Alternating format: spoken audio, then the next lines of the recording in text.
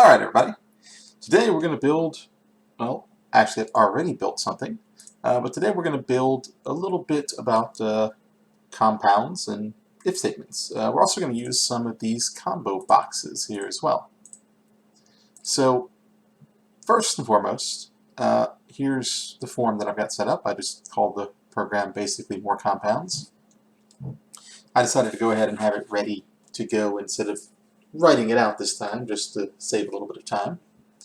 But my first combo box is called, I can find the name over here, and let's go ahead and get the zoom function up. There we go. That way everybody can kind of see what's going on a little bit. Alright, so this is called Combo List 1.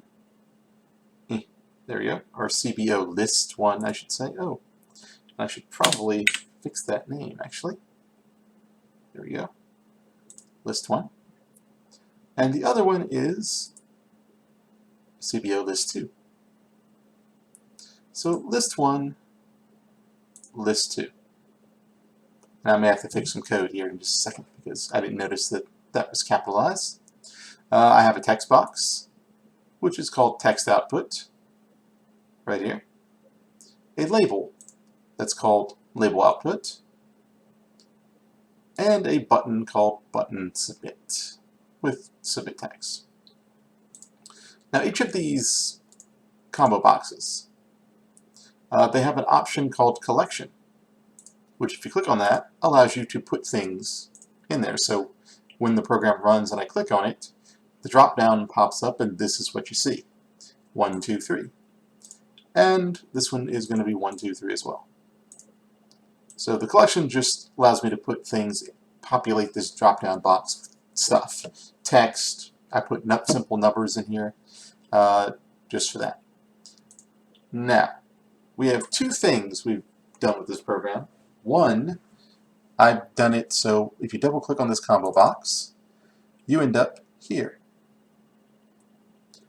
And what this shows is, let me zoom in a bit, and actually I'll probably have to fix that. Let's see. There we go. Hopefully that doesn't break anything. We'll find out. But if this combo box selected index changes, what that means is when I click this drop down box and click on something, the index has changed. Or in this case, one of the items has changed. That means this is going to run. So this particular routine, this function will run whenever I make a change here. And what I'm going to have it do is if I selected item 1, which is number 1 in my list, it's going to change that label to that's the big one.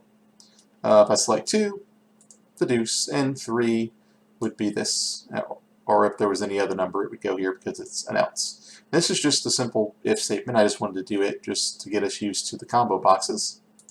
So let's take a quick look. And I'm going to adjust this here to 1, 2, and 3. And my label changes based on what I picked here. Like that. Now, the other boxes also have their own respective drop downs here. And we're going to work on the submit button now. Now the submit button gives us this item. Now this is where we have some compound ifs. Now regular if is just a single check. I'm checking to see if this is true. Is the thing that I've selected 1? Is it 2? Is it 3? Well, I can actually check multiple things on a single line, and both of these have to be true. So I'm doing the if selected index equals 1, you'll notice it's pretty similar to what we got up here. And then I have the word and in the middle. Now if you were doing Java or C, you would use like the little and sign, this one here. But in Visual Basic, it is just the word and. I'm going to check my second combo list and see if it's 1. If it is, that text box that I have, I'm just going to output some simple text, which is 1 times 1 is 1. Now, I'm going to do the same thing if it's 1 and 2 that's selected, or 1 and 3. Now, as you can see, there's quite a few ifs here, because I have to check both boxes. 1 and 1, 1 and 2, 1 and 3, 2 and 1, 2 and 2, 2 and 3, 3 and 1, 3 and 2, and then I have an else for that last option there, which is 3 and 3.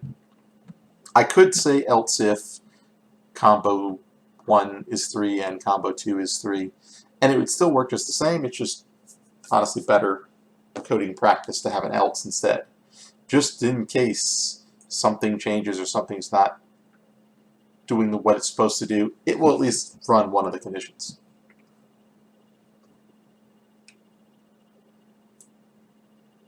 Now, with all this, and once I wrote like the first two, like to here, I just essentially just copied and pasted and made my changes. Now, that can save yourself a ton of time, no doubt, but it will also, I guess you can say, give you some issues too. When you're copying and pasting stuff, it can save a lot of time because you don't have to rewrite it all. Now, the downside to basically that is if I copy and paste and forget to change something, I may end up, having some incorrect code there. And nobody wants incorrect code, because then your program won't run the way it's supposed to. So now I've got all this code here. Let's see what it does. So I'm going to select 1 and 1. And nothing happens because I didn't tell it to happen. I'm just going to hit submit. And there's my output. Now this is a working text box, actually. If I don't want it to be a working text box, my form seems to be having some trouble loading up for some reason. Well, if I don't want it to be a working text box, there is an option actually for that. Let's see if I can get to my magnifier. There we go. I'm not sure why my form decided to just stop displaying. But you'll run into issues with any IDE or any program that you use, to be perfectly honest. There's really not much you can do about that. Sometimes things crash. Sometimes they work like they're supposed to. Let's just run this once more and stop it. I'll probably just have to reboot the whole thing and get it working again. I'm not sure what the issue is, but if I wanted to disable it, there's an option over here that, enabled equals true, enabled equals false. And basically, it'll just make it grayed out so you can't change it. But, that aside, I can come in here and adjust things 3 by 3, 3 by 2, and all it's doing is running those ifs. It's matching the numbers, and then it runs the code that's in the if. And that code can be any number of things. I wanted it to be a picture. I could do that. If I wanted to drag on a picture box or something, we have that over here. And I can make those changes as well. That is essentially more compound ifs. If you have any issues or problems, just let me know. With this, that adds a few extra little things we can add to our programs going forward, and we'll add a few more. We'll probably play with some picture boxes as well a little bit more, since we've only done that a little bit. That's it.